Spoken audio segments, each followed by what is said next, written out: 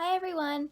Today I had the opportunity to speak with Francisco Serrano, who was a dancer with the Royal Ballet in London. And not only is he crazy talented, he's also so sweet and so humble. And a little fun fact is, during his early years of ballet, he was training at the studio that I'm training at right now, the Sarasota Cuban Ballet School.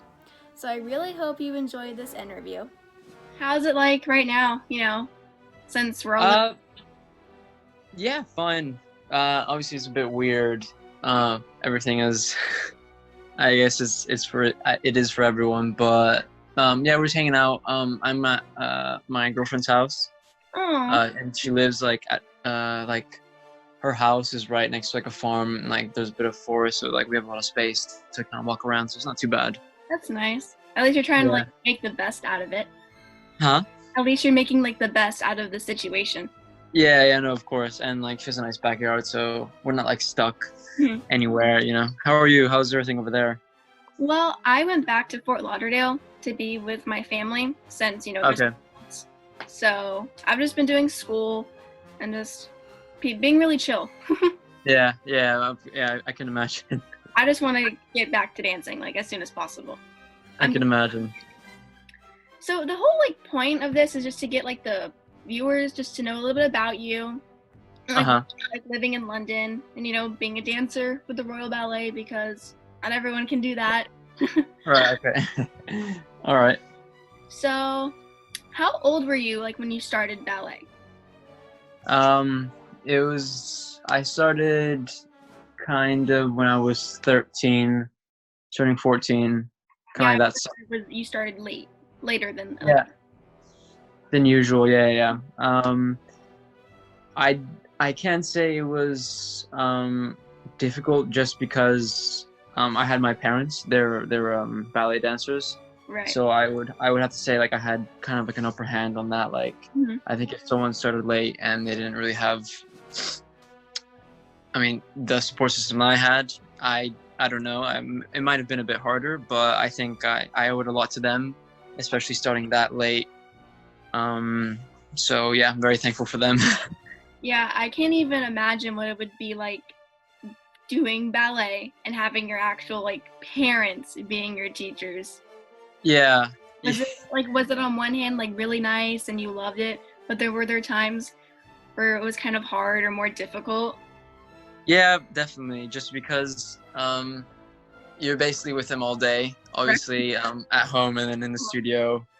And if obviously kids, argue with their parents. So when you argue with your parents and you're with them all day, just kind of it builds tension, but everyone kind of gets over it. It was a bit difficult, especially in the studio. Mm-hmm. Kind of taking direction from your parents all the time, and them obviously wanting the best for you, but you thinking that you know it all, obviously. So there were a ton of arguments, but at the end of the day, they're just more helpful than I could ever ask for, Well, yeah, in the end, it always works out, and I love your parents. I think they're amazing. They're amazing. They're incredible. Thanks. I know you had quite the childhood with them. Yeah. What's your favorite thing to do in London, or what's it like in London? What's a typical day? What's a typical day? What's a typical day? During the weekday? Yeah, where you're training. Yeah. Not including right now, where you don't have anything to do. Right. A normal Right. So basically, I live in Wimbledon, so I kind of live further out. So I have to kind of get up a bit earlier than some people because they live a bit closer, obviously. So I take the train in around 9 to get in for 10. And then start class at 10:30 till 11:45. And that's sorry. Is that just technique? Just warm up class. Yeah, basically. So every day from 10:30 to 11:45 we're doing class, and sometimes when we have a stage call, we have 9:30 class, but that's not every day. So that's kind of just every time we have a stage call for a ballet we're putting on. And then we normally have a rehearsal day from 12 till 6:30. So your rehearsal can basically be put in anytime between then. Mhm. And also depending on what you like. You can book gym sessions, Pilates, um, physio, massage. They have it all over there. So it really kind of depends on what ballet is going on. Depends on like how many rehearsals you have during the day, and how you're feeling basically. Because if you're going through rehab, if you're going through rehab, which I actually was recently, you're not in many rehearsals if you're kind of taken out of it. Mhm. So you're basically kind of in the gym, in Pilates, and then seeing physio for the day. And then you can obviously kind of sit in the rehearsals if you want, but yeah. Well, it sounds like Royal allows you to have a lot of flexibility throughout your schedule. Yeah, definitely, yeah. That sounds nice. I feel like it'd be helpful. Yeah, and you tend to have half-hour breaks for half an hour to an hour for lunch. Sometimes, obviously, a bit difficult if you're in a lot of things. So you kind of just have to work out your own schedule, really. So, like, independent work, I guess. Yeah, which is the hard part about it, really. I bet. Yeah. So, being at Royal, I know there's a lot of things that you probably love. So, like, what impresses you the most being at the Royal Ballet? Because that's like a dream of mine. So, All right. I definitely say the dancers, but I also have to say the staff and the artistic staff, the directors, the rehearsal directors. Just the opera house itself is amazing. The stage, everything. But I have to say the dancers are kind of the thing that, even if you're not dancing, they kind of keep you going. Obviously, because since we all love dance, obviously so much, it's inspiring seeing them every day. Push themselves and enjoy the performances that you see. So I have to say, and you learn so much even just from being in rehearsals with people like Marinella and Vadine. of course. So it's something it's kind of one of a kind thing, which I'm very thankful for. Yeah, I watch them through like social media and Instagram. I can't even imagine what it would be like to see them in person. Like, I'd probably be starstruck. Yeah, which is amazing. But yeah, we take class. Everyone takes class together on. If there's a show, we have a general class, so everyone's kind of taking class together, and that's what kind of motivates you. It enlightens everything because you're just kind of stunned sometimes. You're like, wow, like I'm surrounded by amazing people all the time, so it's really cool. Oh, I applaud you for keeping calm when you're being surrounded. I applaud you for that. There are moments that everyone just kind of like has their like jaw dropped if like someone does amazing, like something amazing in class. People just like start screaming and clapping, but it's cool. It's really cool. Yeah, well, you have to keep a balance, structure, discipline, but then you also have to like have fun with it. You can't just be serious all the time. Otherwise, there's. Oh yeah, that's the thing. Yeah, if you don't enjoy it, if you're not having fun, then it's really not worth it. No. It's like anything. So I want to ask you like 3 fun facts just to get people to know just random things about you and even me. All right, cool. So, what's your favorite TV show? Okay, favorite TV show. I have to say I watch a lot of Netflix. Oh, me too. Don't worry. Which isn't great, but I can't really pick. But at the moment, I'm actually watching Modern Family. Do you know that one? I know Modern Family. My mom loves it. We watch it all the time. Yeah. So I kind of started from the beginning. So me and my girlfriend were watching that. I'm really getting into it. So at the minute, I think that's my favorite thing. It's a really cute show. I love it. Yeah, it's good. Okay, what's your favorite food? And I know, you are like Spanish, but then you also, have London food now, so there's probably like weird mixes. Yeah, I think that's the thing. Now that I've kind of came to London, there's obviously a big variety of like things, but I have to say my mom's classic rice and beans is like the top of my list forever, honestly. I For some reason, you didn't even answer, and I knew it was gonna be something like related to like a food that your parents made. I don't know. Yeah. I just had that vibe. I mean, to be honest, I think everyone says this, but I honestly think my mom's the best cook in the world. Like, no one can top her. Yeah, my family's like an okay cook. Like they're like they're average. Gotcha. And what's your favorite sport besides ballet? Sport, baseball. Yeah, baseball. I know. I used to play before I started dance. Oh, So really? I think that I played for I think I played until I started dancing really. So I spent maybe like 7 years playing baseball. Oh wow! So you actually really seriously. Yeah. We even traveled throughout Florida and stuff with the whole family and everything. So it was, yeah. That's so sweet. I didn't know that. Did you play with your dad? Yeah. Oh yeah. Yeah, actually my dad was our first base coach.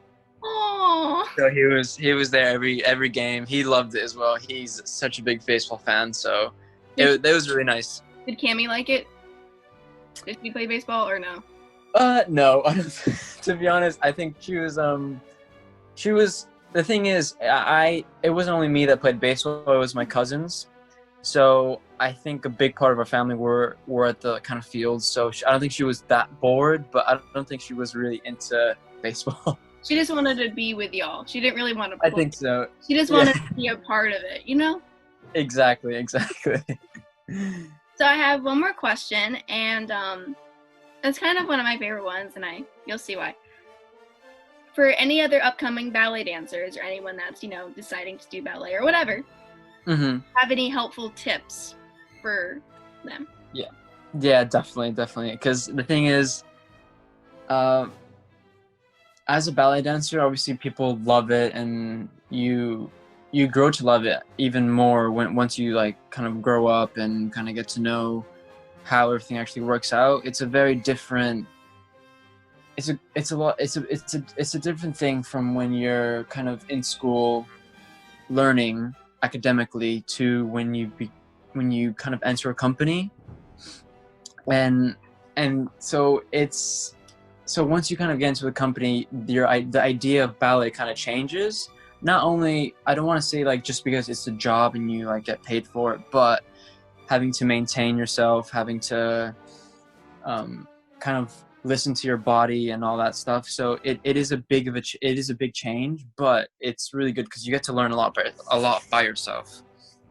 I think a tip I would have to say is to not compare yourself to other dancers, just because it's not fair. You and I maybe have some things in common, but I probably can't do some things that you can do, and vice versa. And you just kind of have to work on what you have to work on, and kind of be your own challenge, just because I can't stand next to Vadim and say like, oh, I wish I was like that, because I might have a good quality that I probably don't see in myself that he doesn't have. Or I mean, that's a bit of a I mean, he's perfect, but that's just kind of an example, I see. But yeah, it's kind of not to compare, and kind of set your mind on your own goals and like what you have to work on. Don't worry about what anyone else in the room is doing, or how high the leg is. You work to your capability and excel in that.